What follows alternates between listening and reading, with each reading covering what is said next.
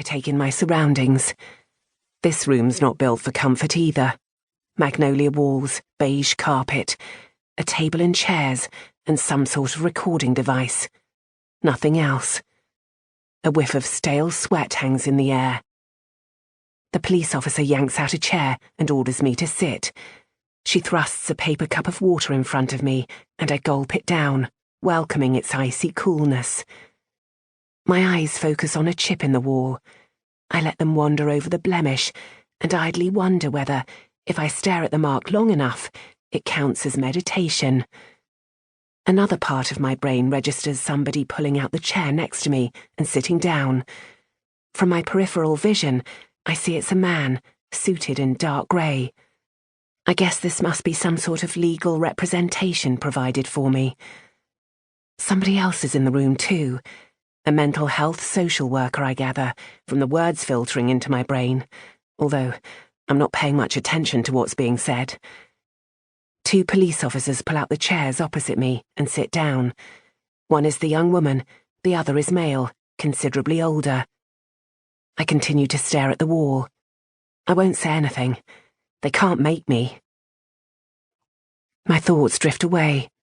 Your voice, gentle and soothing, is in my head again, Gran, telling me Daniel didn't mean to be so cruel. I draw comfort from your words. I was always able to talk to you, my beloved grandmother. Something never possible with Mum, not with her being the way she was. You have to reassure me that everything will be all right with Daniel, Gran. He's the only one whose opinion I care about. I don't give a toss what anyone else thinks. Ian is included in my indifference. My husband has never truly mattered to me. It sounds cruel to admit it, Gran, but I only married Ian for what he could do for Daniel. To provide my boy with the father figure he desperately needed. I wasn't interested in myself. Finding a man to love was never on the agenda. I had my son for that, and he was all I had ever wanted or needed. Ian, I've grown fond of him, even if I can't love him. But it's always seemed to be enough. For me, anyway. I think it's worked out well, despite my lack of feelings. Who says marriage has to be about love and living happily ever after? I've done my best to give Ian what he needs, even if I've always been out of reach for him emotionally. He's never been able to touch the true Laura, the essence within. I suspect it's been a disappointment to him. You see, Ian really does love me, and there's no denying he's been a good husband. He's given my son and me a home and security, as well as his name. He's provided me with the family life I craved, even though I never considered having a child with him. I'm not prepared to walk down that road again. Hugh and Ian would have hated each other if the two of you had ever met, Gran. Chalk and cheese doesn't come close to describing it. He's Mr. Conventional, with a career in financial planning and the golf club membership.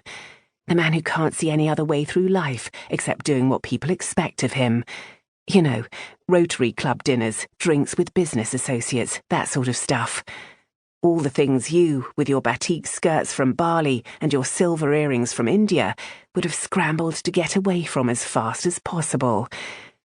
Anyway, I know you understand.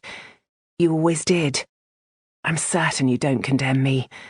Not like the police officer who brought me here. Not like Daniel either.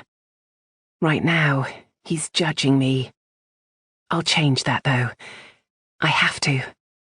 To lose my son for a second time would be unbearable. I won't lose him. I can't. I yearn to make things right between us. Since the day...